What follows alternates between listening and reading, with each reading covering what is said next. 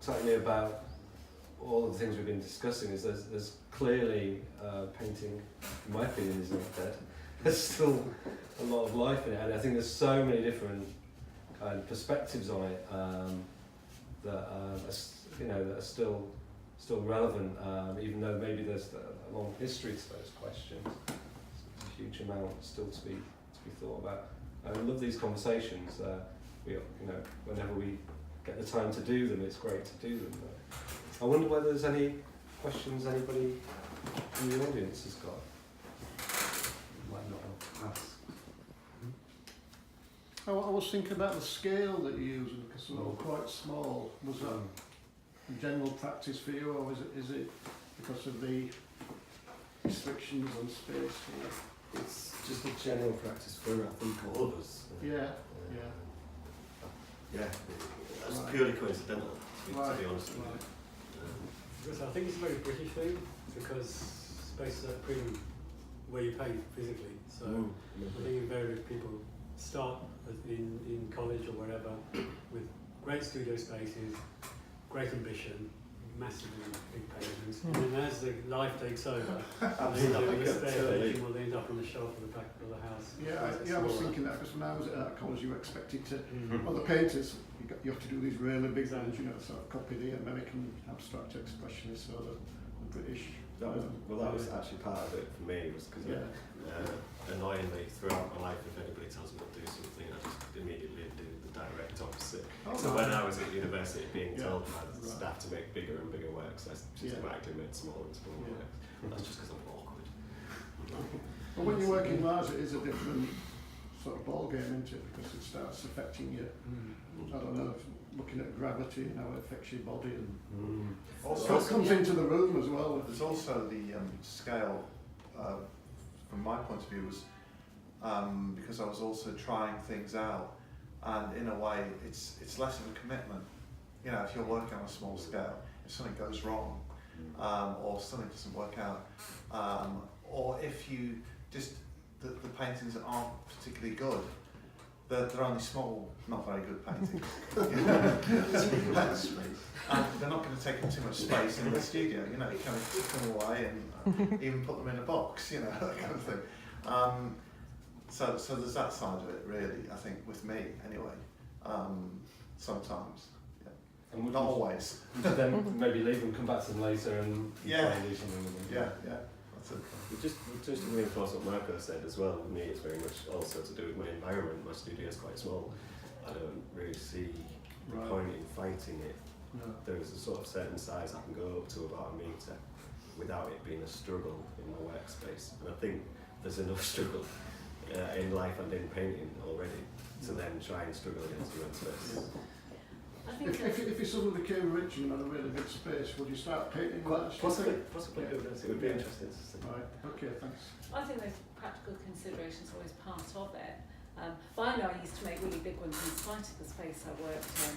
And I think, as somebody who now makes very, very small paintings, it was partly a frustration with that. But also an interest in a different kind of making and different kind of looking as well, which is all fairly obvious stuff. But when I was making a big painting, I knew I was making a space that operated as a sort of field. It's like you're saying,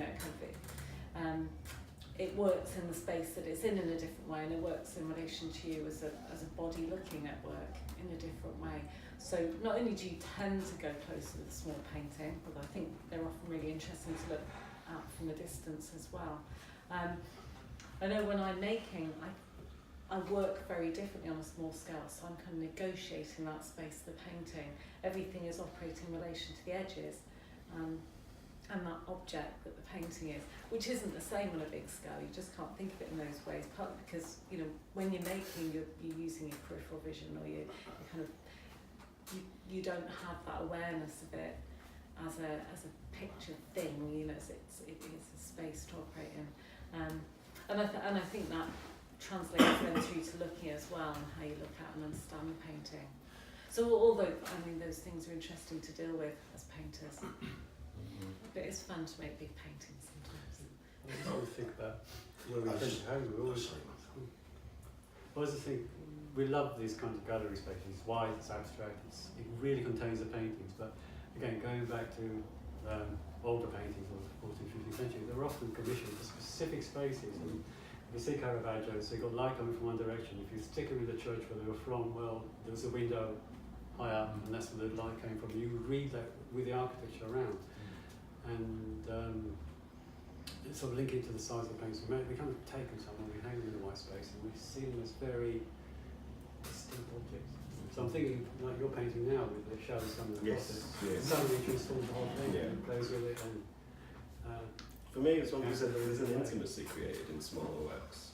It's very wonderful. People have to engage with them in quite a physical sense. I don't really want people to stand back from my work and be consumed by it. I want them to be intrigued by it and drawn into it. Also, we mentioned something yesterday about this is a perfect size for submitting them to prizes.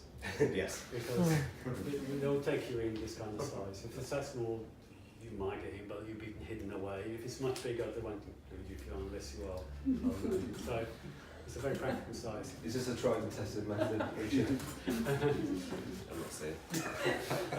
Okay. Just a comment on the way I make paintings so small, and I realised I've thought this through in the past 15 years, and maybe only today I've realised why it is. No, it's because of what I was saying earlier about trying to maintain the picture and the material aspect of the painting. At close quarters, I can almost do that instantaneously and together. This is a red mark, it's a tree. It's a black mark, it's an edge of a shelf. There's a kind of perceptual alignment. I can flick from seeing it as paint marks and gestures, or I can read it as a picture and I can respond to its spatial arrangement. So it's about my perception of the object that I'm dealing with. If it's a big painting, and the frustration of big paintings for me is I'm dealing with just the paint. So I'm close to it, and I'm making, and if I want to see its picture, I have to stand 12 feet away to see how that resolves itself spatially. And I could do that in a contrived way, attach things to brushes and whatever, but there's practical implications too, but it's that sense of wanting to keep this sort of switch almost within that distance. And so that when I do put them on a wall, I can get very, very close to them and lose its picture, or I can sit back here and think tree, edge, landscape, frame. You know? And I do want people to do that with my work, to become really close, and then to stand back here and look at them. Yeah. I think just to pick up again on something that you said earlier, there is also a physical aspect to it. I quite often paint with the paint in my hand, like you mentioned, and that's very important to me, to have that relationship with it. There's virtually no gesture in my work, and a lot of it is a question of dragging brushes across a masked area. So to be able to hold them in my hand, turn them round, is very important. I think there's a question for me about the status of the things as objects when you get into that kind of way of thinking about that. Because I don't know whether I can frame this as a question, but it's just an observation that you might want to respond to. And it's related to that kind of in-between thing. But it seems to me that whether a painting's abstract, or whatever that means, or whether it's a representation of a thing in the world, once you've materialised it and once you've placed it in the world, it becomes simply another thing in the world. And that's that kind of relates to the scale question as well, I think, because I think that's true of any painted object or painting. Painting's a painted object for me. I'm an old-fashioned materialist.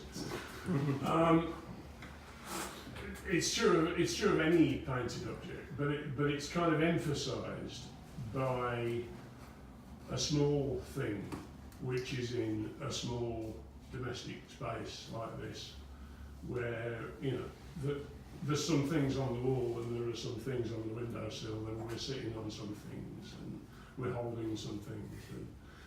So the idea of abstraction and representation gets a little bit collapsed to me into simple thingness. Like they're not a representation of a thing because they just are a thing. And there's another way in which in that they also become part of a world of images, whether you like it or not. Because I've seen a large number of these images on social media as images. So they collapse into a world of objects, and they collapse into a world of images almost simultaneously. Don't know that. But if they